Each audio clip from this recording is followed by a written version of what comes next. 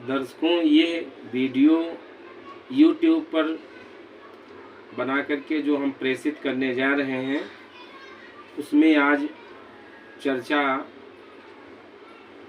इटावा में दादरपुर गांव में होने वाली घटना के बारे में होगी। जो कथावाचक एक दादरपुर गांव में ब्राह्मणों के वहां करने गए थे, उनके साथ अमानवीय कृत्य हुआ है। उनको प्रताड़ित किया गया, पीटा गया, उनके बाल काटे गए, इसके बाद उनके ऊपर मूत्र छिड़का गया। हमने तमाम वीडियो को देखा है, तमाम पत्रकारों को प्रश्न पूछते हुए कथावाचकों से और जिनके घर में कथा हो रही थी उनसे सुना है, लेकिन किसी ने भी ये प्रश्न न कथावाचकों से पूछा और ना ही जिनके वहाँ कथा हो रही थी उनसे पूछा कि क्या कथावाचकों के बारे में गांव में ब्राह्मण लोगों को उनकी जाति का पता था पहले से या नहीं।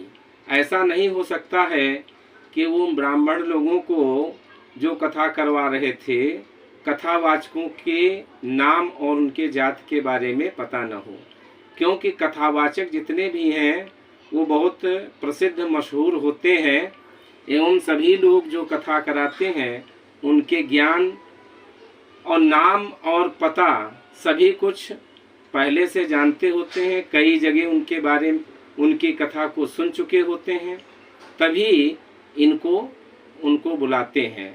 और जब उनको बुलाते हैं तो वहाँ पर फीस भी उनकी तय की जाती है। इसके पश्चात वो आते हैं और कथा प्रारंभ करते हैं।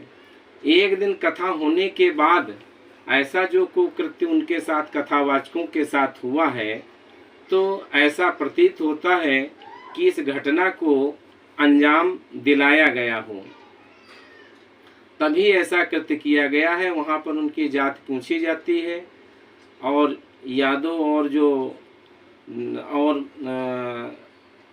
एसटी कम्युनिटी कुछ लोग हैं जो संगीत बजा रहे थे, बाजा बजा रहे थे, उनको भी पीटा गया और उनके बाल काटे गए, उनके साथ अमानवीय व्यवहार हुआ।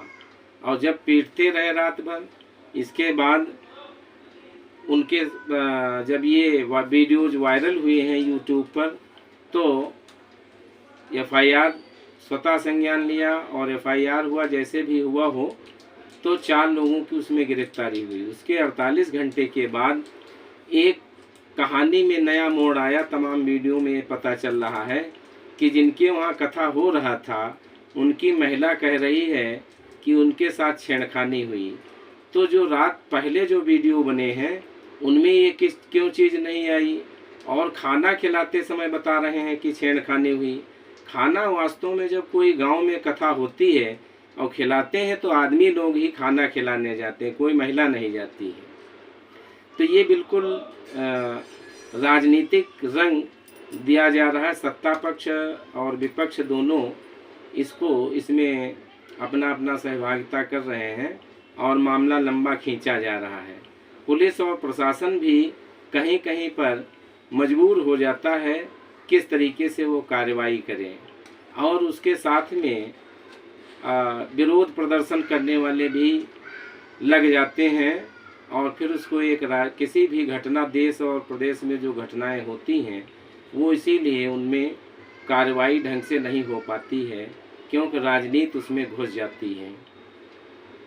और प्रश्न यही उठता है कि ये जो बहुत महत्वपूर्ण प्रश्न था वो कहीं पर जांच में नहीं आ रहा है, न किसी ने पूछा उनसे कि उनकी जाति का पहले से पता था या नहीं। और उसके बाद फर्जी कार्ड आ गए। फर्जी कार्ड तो आजकल एआई से तमाम बन जाएंगे और उनके ऊपर ही मुकदमा दर्ज करवा दिया गया है। तो इस तरीके की तमाम घटनाएं हो रही हैं। लोगों को इसके बारे में सोचना चाहिए और पुलिस प्रशासन को भी सोचना चाहिए कि निष्पक्ष ढंग से कार्रवाई करें ताकि न्याय हो सके और वो अन्य देशवासियों प्रदेशवासियों को न्याय होता हुआ दिखे भी।